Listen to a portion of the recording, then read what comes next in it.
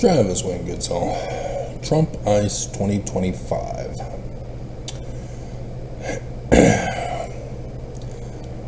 There are a few million Mormons in the Church of Jesus Christ of Latter-day Saints, headquartered in Salt Lake City, Utah. The majority of the over 17 million as of this April 2025 General Conference for the stats for 2024, did I say 25 or 20? 25 stats for 2024.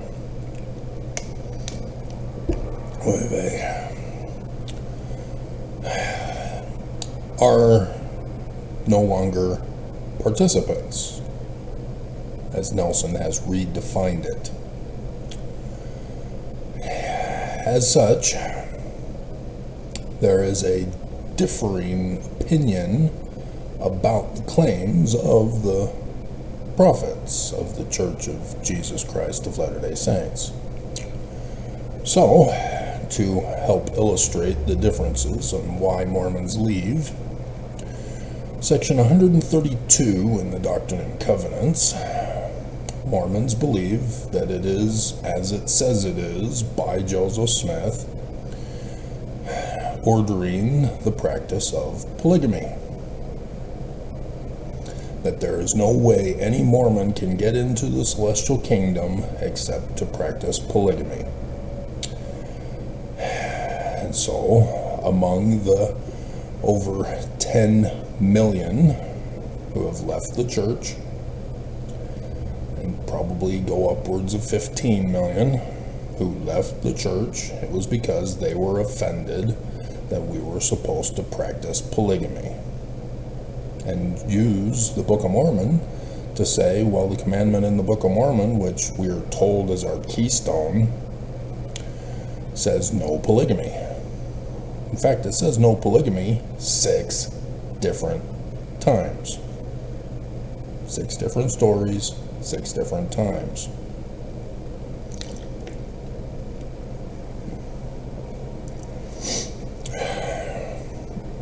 And so they leave the church. Whereas other Mormons say, yeah, we can't wait to practice polygamy again in the millennium.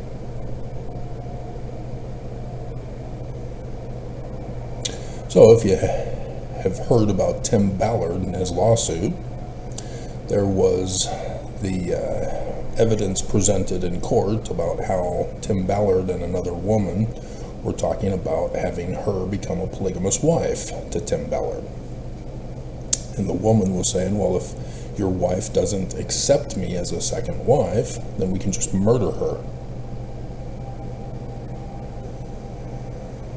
What's happening to that lawsuit, by the way?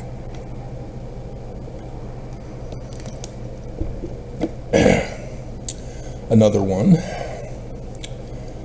has to do with Joseph Smith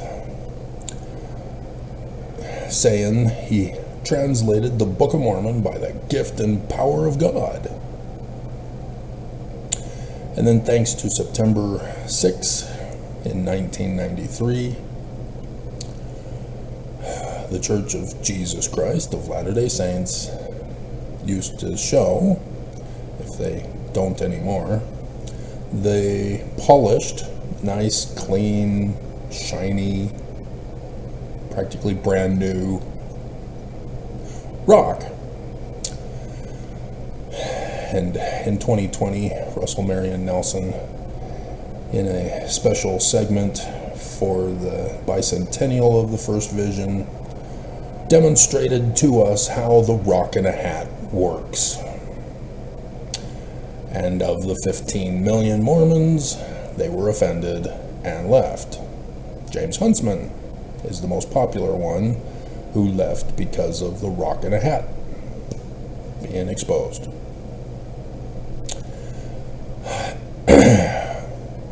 Section 119. It's the passage on tithing. Out of the 15 million who have left the church, they were offended because the Book of Mormon, our keystone, says that You're not supposed to practice priestcraft.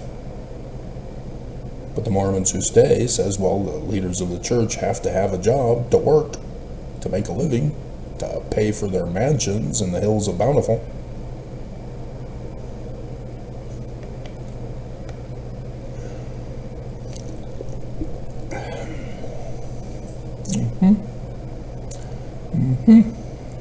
So what about the stake presidents and the bishops and the local leaders? Can't they get paid too?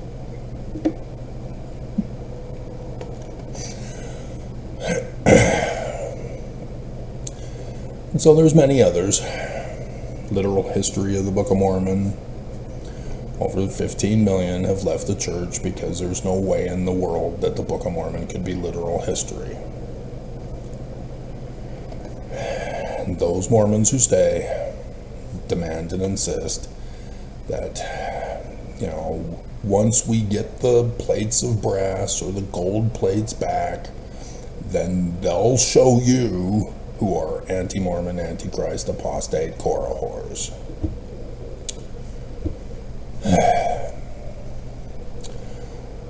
Regardless, the Book of Mormon is prophecy and revelation, which means prediction of the future and the day and time for those predictions of the future. And nobody understands that, even though it says it in the text and by Joseph Smith. So I take you to 3 Nephi chapter 7.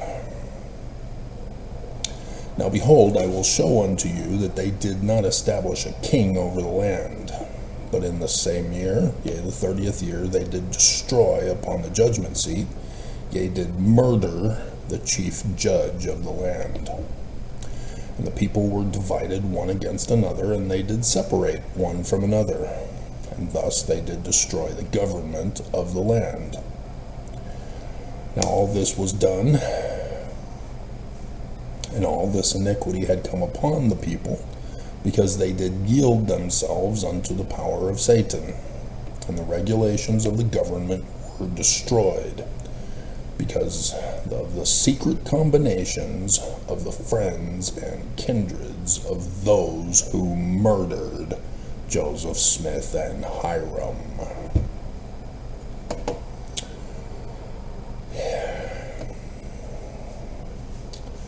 Thomas B. Marsh, in his affidavit to the governor of Missouri,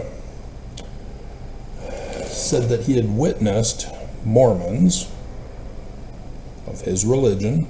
Thomas B. Marsh was the president of the 12 in 1838 when he wrote it,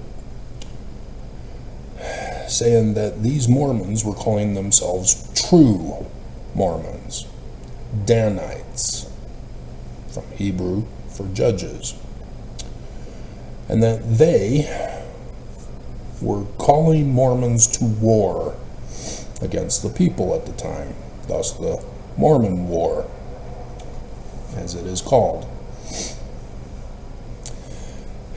and were threatening members of the church, including Thomas B. Marsh, to join them in this war to overthrow Missouri.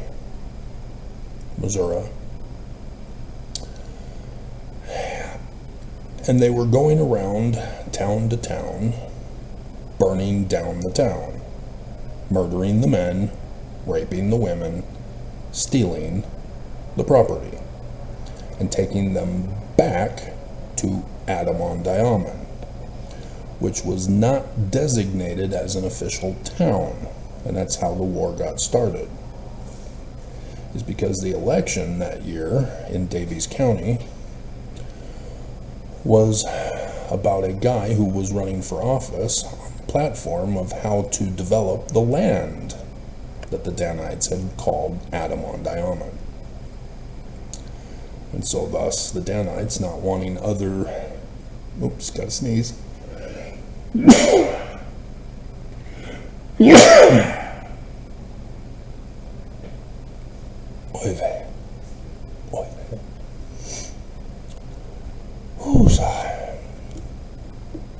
Not wanting others to occupy their land,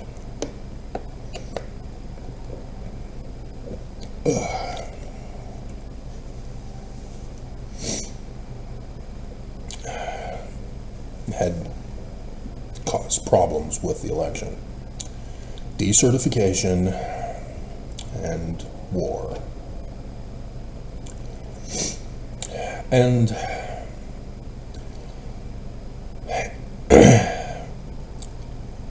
so Thomas B. Marsh is a witness to this. And he couldn't hack it, and he's out. He wants no part of this kind of a church. They tell Thomas B. Marsh that it was Joseph Smith who's giving the orders for all of this.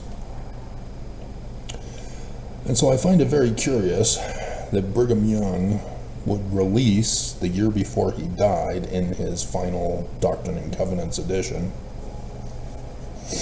what we know as Section 117. In verse 11, it claims that Joseph Smith is ordaining Newell K. Whitney to be the bishop of Adam-on-Diamond, and requests that he move to Adam-on-Diamond to be the bishop, from which Thomas B. Marsh says the Danites were taking the loot to.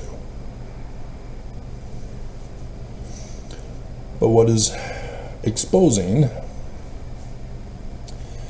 is that at the beginning, Joseph Smith condemns Newell K. Whitney for being a part of the Danites. Oops. Yeah. So the original document for Section 116, also released the final year before Brigham Young died, shows in the Joseph Smith Papers online,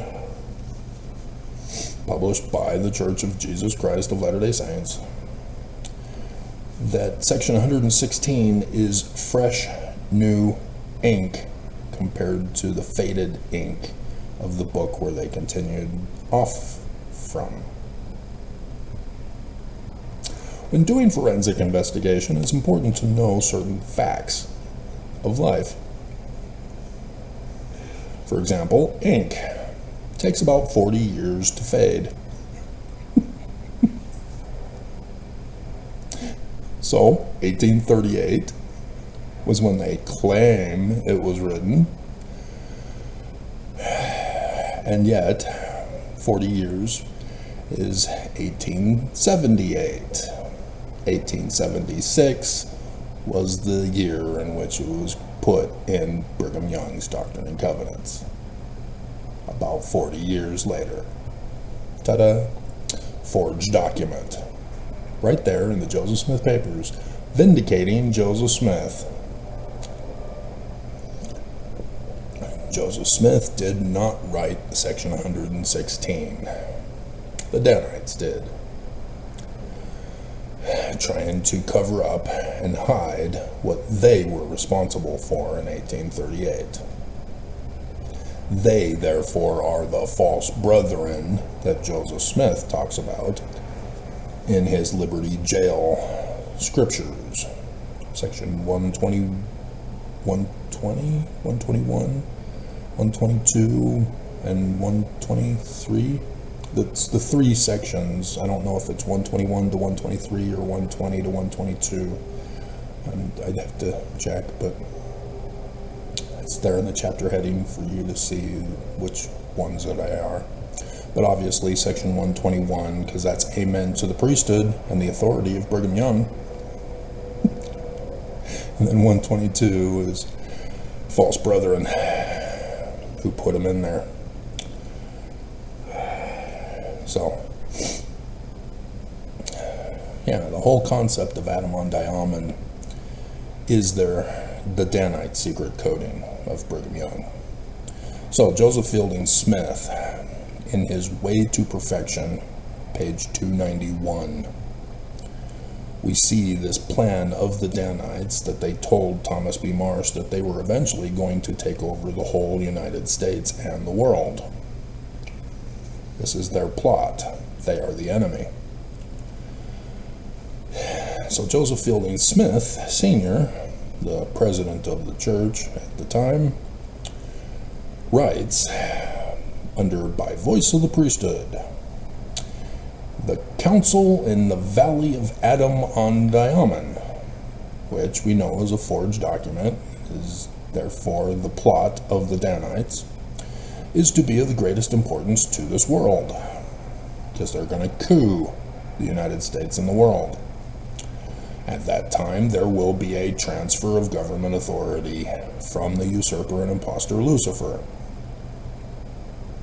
to the rightful King Jesus Christ.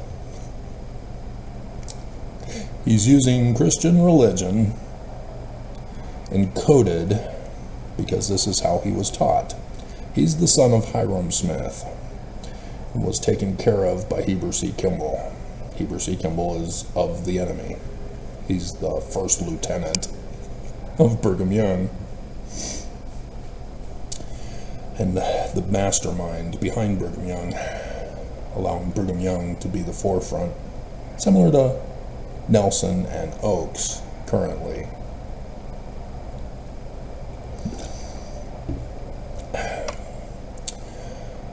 And so they're talking about the President of the United States as being Lucifer, and thus, by extension, the leaders of the world governments as Lucifer, and whoever would be the President of the Church of Jesus Christ of Latter-day Saints is the representation of Jesus Christ. Very plain, obvious to see. And then he goes on and says, judgment will be set. Danites. He has no clue what he's talking about. See, the Danites were open and honest with those in their group. They talk in the first person of them doing it, as Thomas B. Marsh reported.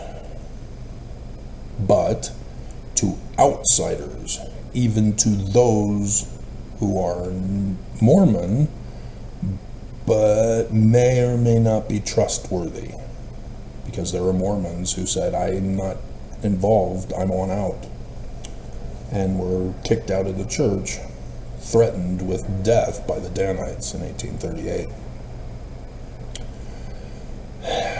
And that's why the Danites, being missionaries, were lying to new converts, saying it was the Church of Jesus Christ of Latter-day Saints. Also a forged document, section 115, and that the Book of Mormon was another testament of Jesus Christ, and that the churches were Christian, when obviously it's Jewish for anybody who's literate. And so these Danites, by lying and deceiving, were, one, deceiving those to join the church thinking it's Christian, and thus making them illiterate, keeping them illiterate. But two, when they become literate, then they realize, oh, right, because it's obviously Jewish and we're replacing the Jews. We're the enemy. And so thus the knowledge pyramid among the Danites, to see who can be raised up in rank and be trusted with information. The president of the church, Joseph Fielding Smith Sr., could not be trusted with the information and thus still believed in the coded information. But in the coded information, we see the plot that they exposed to Thomas B. Marsh.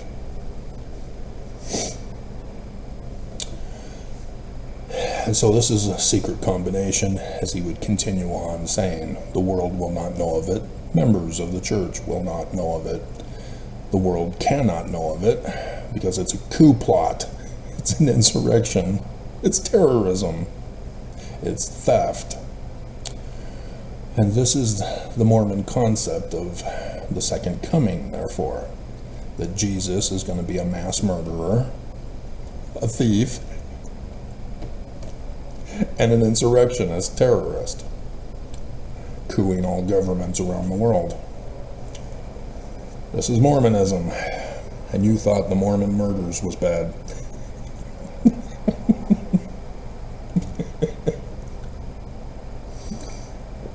You thought Mark Hoffman was bad. You thought Brian David Mitchell was bad. You thought Chad Daybell and Lori Vallow were bad.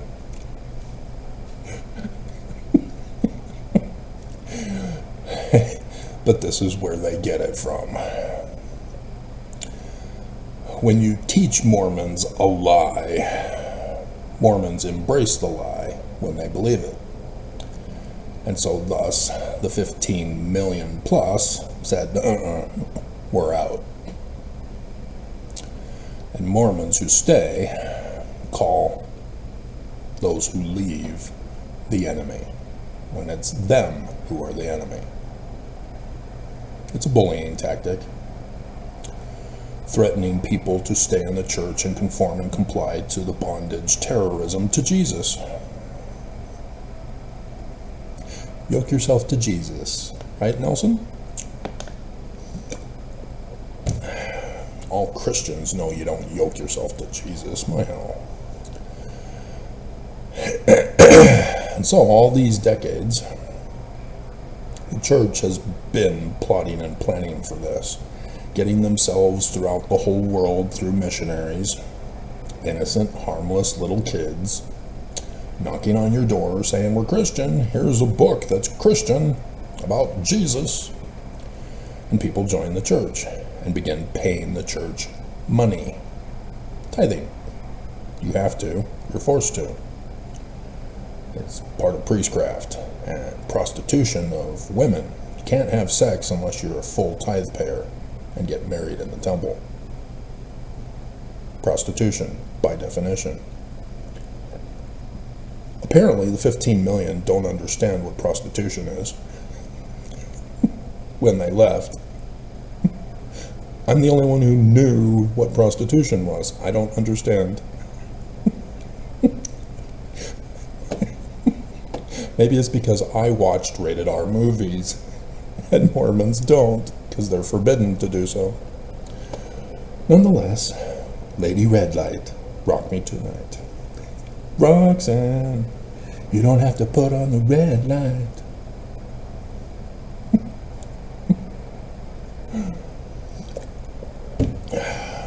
I didn't know about it in high school. I had to figure it out by watching R-rated movies. Oh, red light district. Oh, God. Oh. Got it. The naivety of a Mormon boy.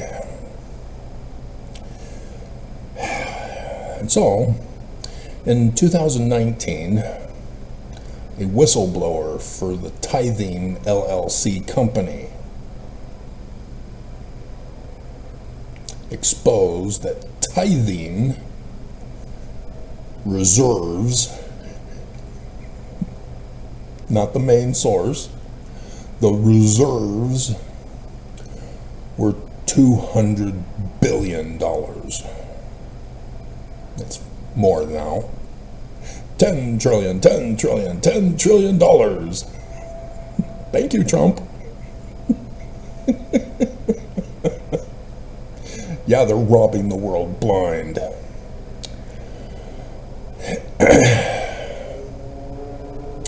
And so in 2020, Oaks then comes out to only new mission presidents in the mission presidents meeting in Las Vegas, Nevada, 14th of March, 2020. It is not given to the rest of the members of the church. It is an exclusive talk that President Dallin H. Oaks gave to those mission presidents. And he expected that they would not record him, that they would not quote him, that he would say it, and that would be the end of it, and nobody would ever know. Oops. President Marquis going to Australia. Wrote a letter to stake presidents and parents of the missionaries, and quoted President Dallin H. Oaks. I am sure he does not watch my channel, Neither does the little sister missionary Jessica, who posted her mission president's letter on her mission website, which I found out about 4 years later. Oh my God. I would have liked to have known this so that I could have presented it in my lawsuit against the church that year.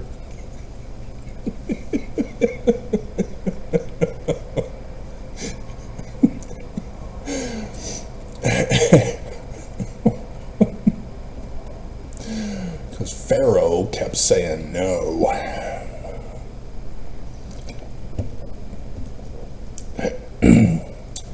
Here's the quote, and it's in chiasmus.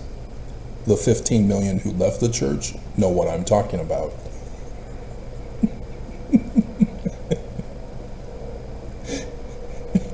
Even the Mormons who didn't leave know what I'm talking about and are offended and upset with me. It's Oaks. He did it, not me. This is not the end of the world. Wait, what? But merely a test.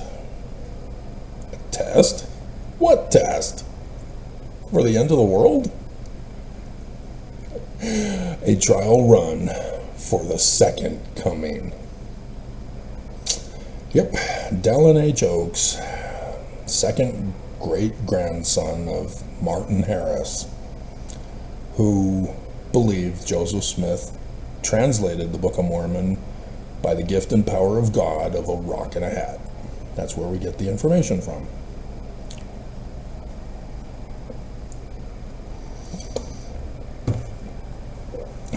The reality is that Joseph Smith had nothing to do with the composition of the Book of Mormon. None whatsoever. And I'm the only one who knows that information, apparently. Everybody else argues over whether or not the Book of Mormon is a fraud or the gift and power of God. Sidney Rigdon was the major author. But they don't understand. There is a group who believe this, but they have no clue who had to rewrite the 116 pages, and they still believe somehow Joseph Smith was involved, and they don't develop it well enough. Daddy was the one who had to rewrite the 116 pages because it was Daddy where it began to be written by William Morgan, Canandaigua, New York, at the lodge of Joseph Smith Sr., who was the Master Mason. He was working with William Morgan to write the Book of Mormon, to warn America of this Danite threat that would eventually be coming. And so the Book of Mormon warns us about the Danites.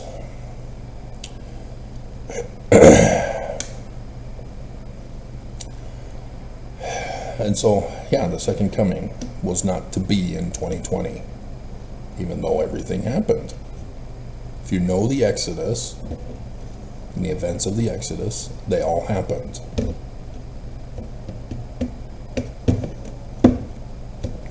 And they said that that was only going to be a test run. And so in the context of the bigger picture of overthrowing the government, we know that the second coming of Donald Jesus Trump, yep, is the big show for the Danites. And that's why they are stealing money. $10 trillion. This is why they are overthrowing the government, destroying the regulations thereof, according to 3 Nephi chapter 7. Remember? Prophecy and revelation by those who knew the coup plot of these Danites. That's why I put in Joseph and Hiram being murdered by them. It's all happened. We now know how to interpret correctly the Book of Mormon and the Book of Isaiah, which can also be said to be Jesus. You kind of need to know Hebrew to see the spelling, because you ain't going to figure it out with the J's replacing the I's, because it doesn't do it for Isaiah. Yeshua.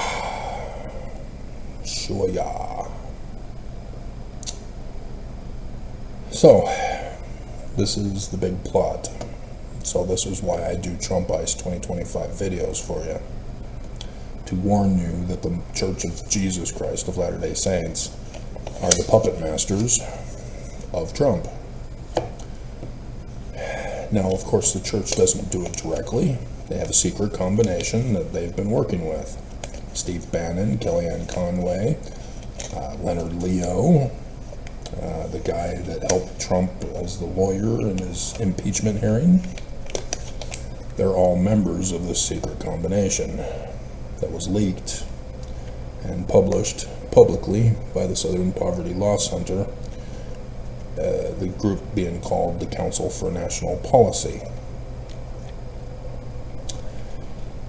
And they've been intentionally destroying the Constitution.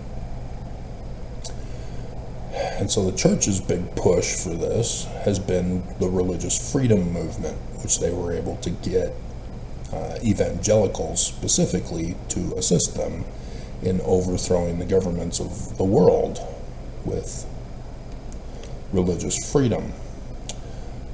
The United States Constitution has in its Bill of Rights the First Amendment, the freedom of religion. So what the hell does the Church of Jesus Christ of Latter-day Saints need with more religious freedom? And when you realize what they're doing, they're saying that they don't want to be subject to the laws of the United States of America. That's what they mean. And so when you understand that they build temples to own the land, that they claim Utah and surrounding states are theirs, and do not belong to the United States of America, and that they are intentionally sabotaging the United States of America, and under Trump are doing it. Trump is destroying the federal government, the regulations of the government. He is trying to hand over authority to the individual states, as long as you're not a deep state, dem state.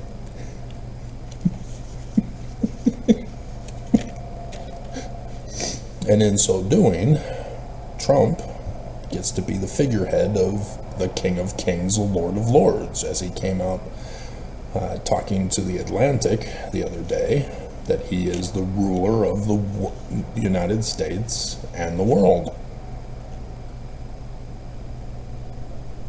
Yeah. The Church of Jesus Christ of Latter-day Saints put him in, took him out, and then put him back in again to overthrow the government. 2020 was a test run. So this is it. This is why your lives are ruined, is because of the Church of Jesus Christ of Latter-day Saints. As not a single state, even MAGA states, are preparing and transitioning to run the state as a separate nation. They're not doing it. They're all complaining, wanting the federal government to remain intact. They're not wanting to transition to independent nations, as the Book of Mormon that I read to you says was going to happen. So we know that this is what Trump is going to push for. And this will collapse the economy, and the governments, states will fail to function and run. Civil war will ensue, and then the mighty power of Jesus coming from outer space to burn everybody and resurrect only the righteous from the apocalypse ash. That's the Danites. So many times the living prophets of Jesus have threatened us with burning if we don't obey them and pay them. It's called fire insurance in the church, by the way, in case you're too young to know.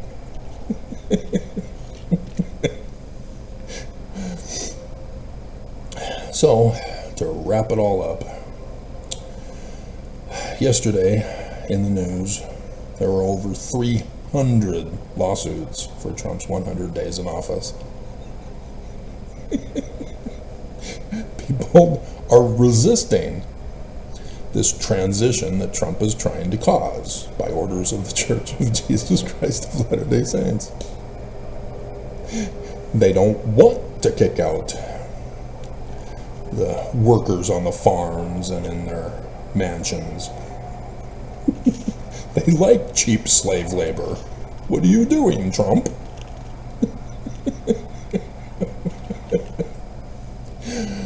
You're not going to get a white person to do that job.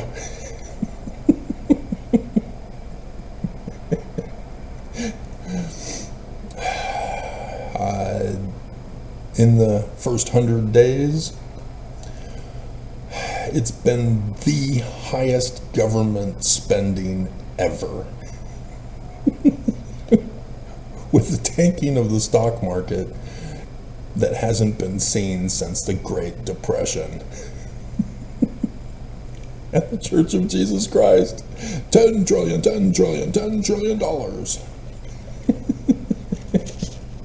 They are robbing the world blind. And this is not a test this year. This is the big show. So yeah, I was laughing hysterically because Nelson, all these latter days, says, in the coming days, Jesus. In the coming day, Jesus. In the coming days, Jesus. In the coming day, Jesus. And then finally, for this April 2025 General Conference, he comes out and says, I no longer know the day when Jesus is coming. Because Trump failed. It was supposed to be, boom, all at once, destroyed. The economies of the world destroyed by tariffs. Trump gutting America, deporting everyone out, gutting the federal government, destroying the agencies, dismantling them, doing away with them. And he hesitated. And lawsuits proceeded, and he's backing off. Corporate CEOs are crying, begging him to stop. Governors are going, what are you doing? This is ruining the church's plans. They did the test run in 2020 and 2021. And Trump was all set to do it. And then he hesitated. And thus, his delay for the tariffs on April 2nd was right before conference. And it failed to do its expected job. Trump failed. But the church made a lot of money off of it nonetheless. So don't feel bad for the church.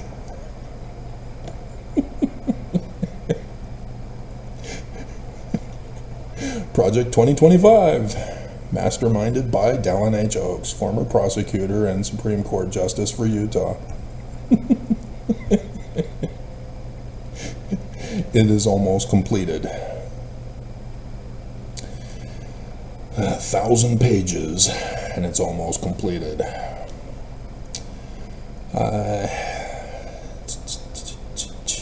Bezos, trying to mock and shame Trump, intended on putting tariff pricing for people who buy on Amazon. Trump was not happy and called him up and said, what the hell? Take it down. So Bezos stopped. my God.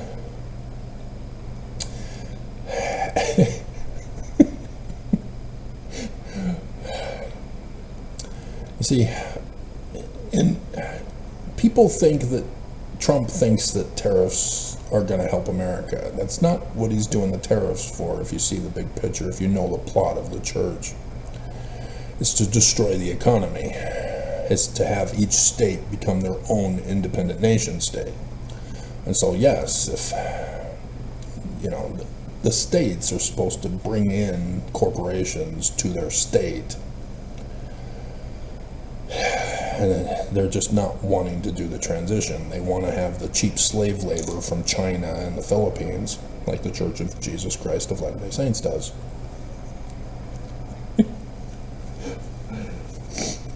And so this is why they're struggling with this. But the tariffs are preventing the corporations from being able to sell in other countries that are retaliating with tariffs of their own on America.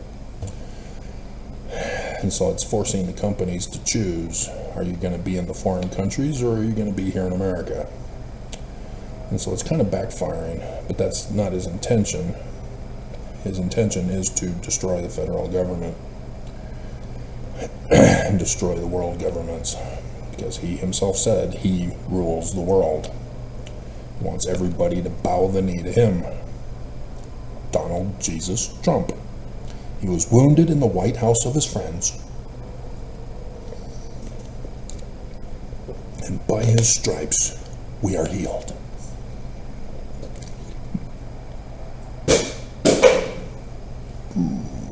Off the rim.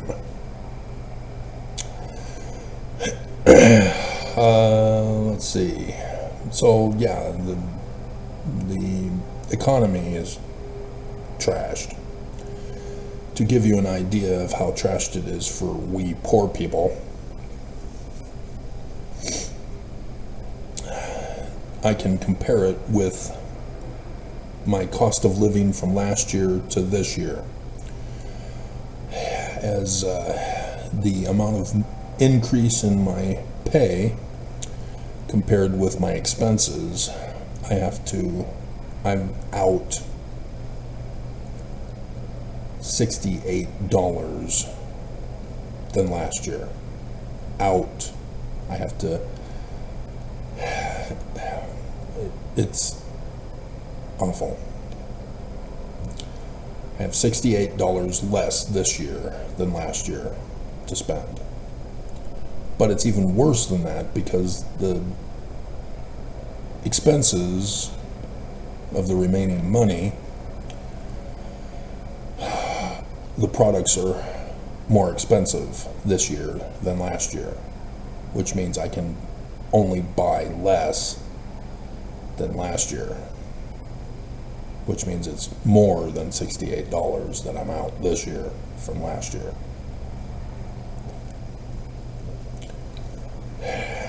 And so I can't pay for what I was paying for last year.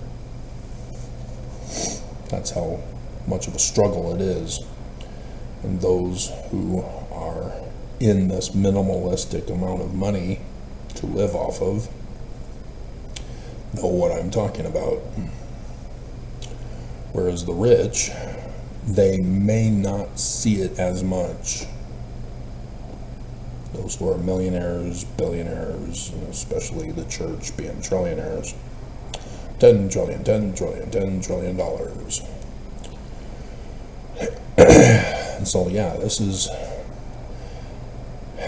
creating a greater wealth gap,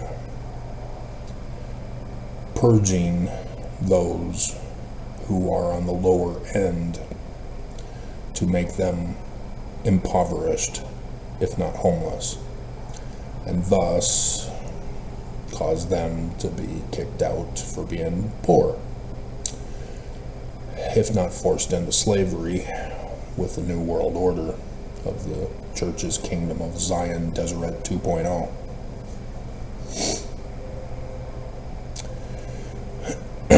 But Trump just ignorantly thinks that people will just get the new jobs that are available now. unaware that people don't want to work for that low of a money that will not do any good, because they'll still be poor, and now they'll have to work hard for it.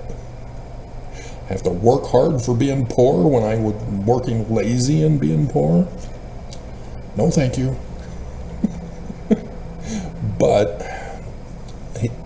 the other problem is the reason why companies make stuff from outside the United States, like the Philippines and China, is because of the cheap slave labor, so that they can keep the prices lower in America.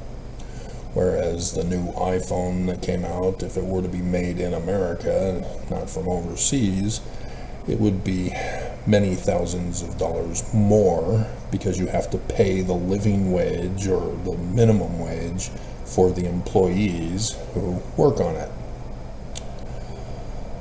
And that's why it costs more to make things in America.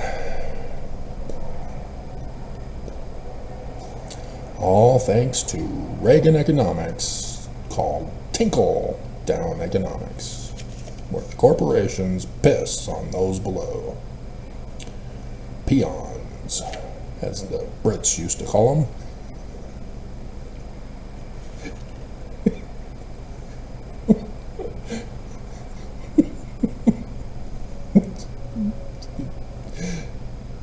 Don't know the joke if you don't know Monty Python and the Holy Grail.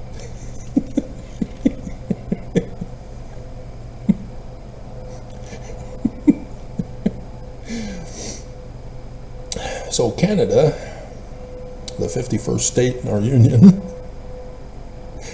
has a new governor. The liberal Carney.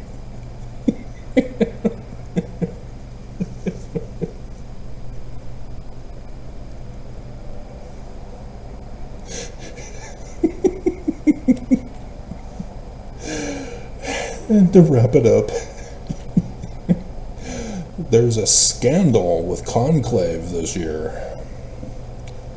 One of the cardinals is disgraced, and so he has withdrawn himself from becoming the next pope. A scandal in the Catholic Church? No. That would never happen.